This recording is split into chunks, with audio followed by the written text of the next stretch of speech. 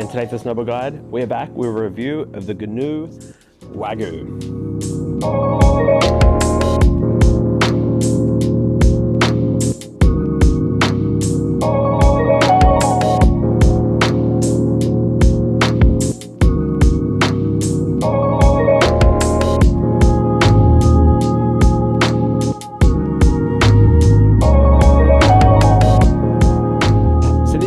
GNU Wagyu, which I have been riding in the 158.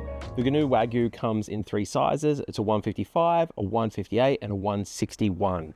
They say it is a freestyle all-resort board, but I feel very, very comfortable in the GNU Wagyu, and it actually became my go-everywhere board, but I'll talk more about that later.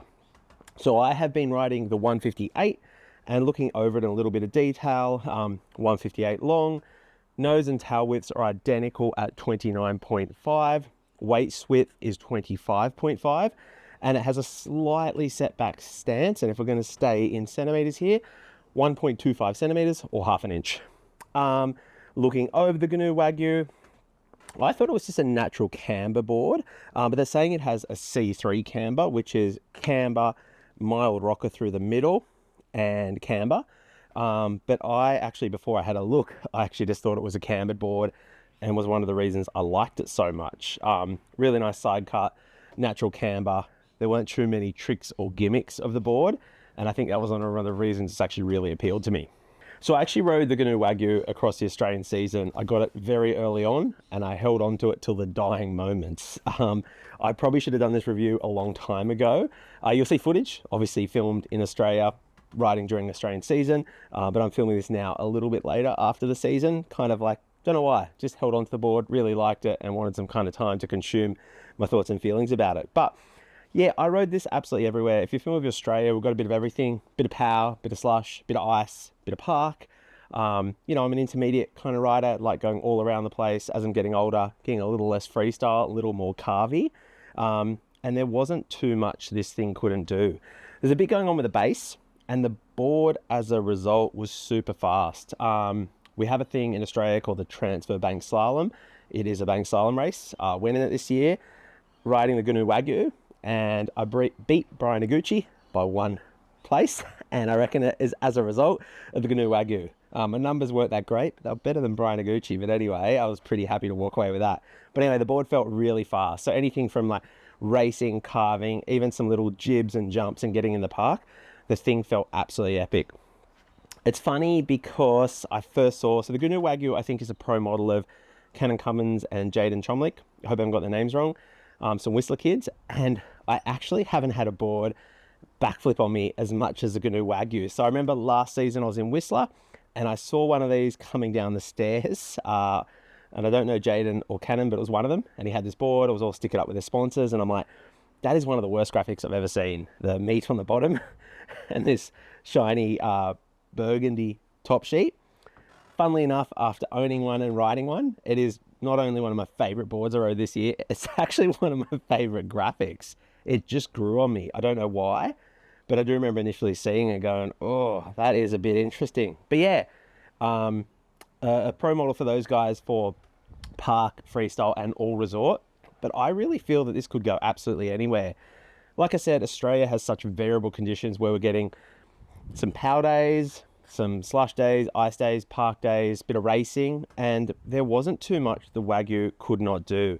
I felt very comfortable on it from day one, run one, and that's a big thing for me. Like, some of my favorite boards have taken some time to adjust to, but I feel like a board which is just, you know, designed really well and is just meant to be, normally gets going from day one and run one, and the GNU Wagyu seemed to work from day one and run one.